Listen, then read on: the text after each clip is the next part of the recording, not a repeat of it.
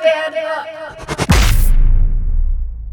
So apparently Kim Mulkey is fed up. What's going on, folks? This is Coach Marcus Pro Fan Talk, and Kim Mulkey goes on the offensive at her press conference, going after this dude. His name is Kent Babb with the Washington Post about an apparent article he has written that hasn't been released yet.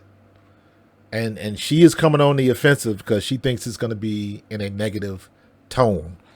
Now, she even said that it goes back a couple years because she denied him access for an interview because she didn't like the piece he wrote about Brian Kelly, the LSU football coach. And my thing is like, hey, welcome to the prime time.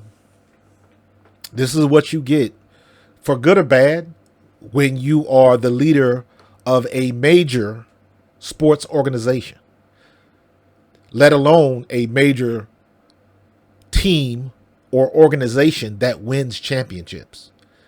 Right now, Kim Mulkey is the defending women's NCAA champion. She had multiple championships when she was at Baylor, and the whole Brittany Griner situation that played out.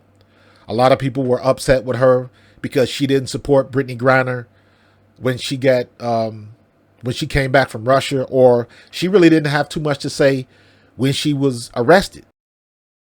And we all knew that was some BS.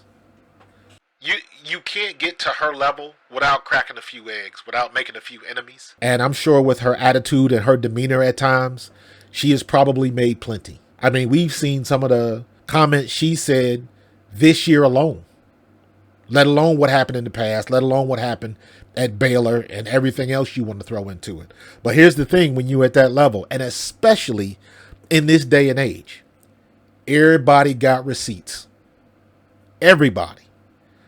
So I thought it was very interesting when she said this. And I will sue the Washington Post if they publish a false story about me. She made it very clear that she is going to sue the Washington Post if they put out a false article about her, a false piece about her. Now here's where it gets a little dicey. Just because somebody has a negative opinion of you does not mean it is false. If you look at this guy, Kent Babb, I've never read any of his stuff. I never read the stuff about Brian Kelly or any of that. If you go in and you do a little homework and you look at some of his awards and things of that nature, this guy doesn't strike me as somebody that's writing BS, tabloid type stuff. This dude's got multiple awards. He's written a couple of books. He's not somebody that's looking to put out lies. You know what I'm saying? It's not in his line of work. He's not trying to make stuff up. With the 14 years with the Washington Post and wherever he worked before then, I'm sure he's got connections and things of that nature. And when you are in that line of work, it would behoove you to do your homework and do your research. And that journalism is still the one occupation where you still have to do your homework.